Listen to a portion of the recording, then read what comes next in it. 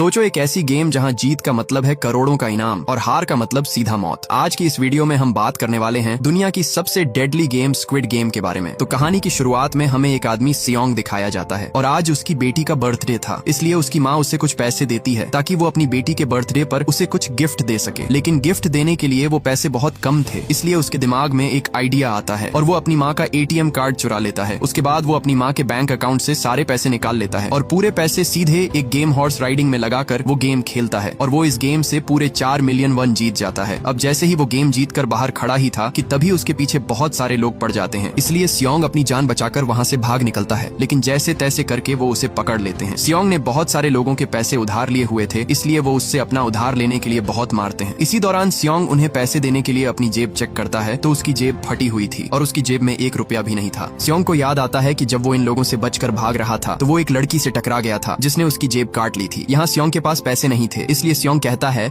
कि मैं सब पैसे इसी महीने दे दूंगा। इसलिए वो लोग भी उससे एक कॉन्ट्रैक्ट पर साइन करवाते हैं कि अगर इस बार पैसे ना मिले तो उसे जिंदा मार दिया जाएगा। इसके बाद सियोंग सीधा अपनी बेटी को एक जगह ले आता है जहाँ वो दोनों खुशी से रात का खाना खा रहे होते हैं। खाना खाकर सियोंग अपनी बेटी को घर छोड़ देता है। छोड़ने के बाद वो सीधा ट्रेन स्टेशन पहुंचता है, लेकिन उसके आने से पहले ही वो ट्रेन वहाँ से चली जाती है, इसलिए वो वहाँ दूसरी ट्रेन के आने का इंतजार करता है कि तभी वहाँ एक अनजान आदमी उसके पास आकर बैठता है और उसे ढेर सारा पैसा दिखाकर कहता है कि तुम मेरे साथ एक गेम खेलो और अगर ये गेम तुम जीत गए तो मैं तुम्हें 1 लाख वन दूंगा। ये डील सुनकर सियोंग उसके साथ गेम खेलना शुरू कर देता है। यहाँ वो आदमी लगातार जीतता जाता है और वो सियोंग को बुरी तरह मारता जा रहा था, लेकिन आखिरकार सियोंग वो गेम जीत जाता है और उसे पूरे 1 लाख वन मिल जाते हैं। वो आदमी उसे एक कार्ड दिखाता है और कहता है कि अगर और पैसा जीतना चाहते हो तो इस कार्ड पर दिए हुए नंबर पर कॉल करना। रात सियोंग अपनी माँ के पास बैठा था और बहुत सारे पैसे देखकर उसकी माँ पूछती है कि इतने पैसे कहाँ से आए, तो वो उसे बताता है कि मैंने एक गेम खेली जिससे मैंने इतना पैसा जीता। इसी दौरान उसकी माँ बताती है कि अगले साल तुम्हारी बेटी अपने दूसरे बाप के साथ हमेशा के लिए USA जा रही है और हमें यहाँ पता चलता है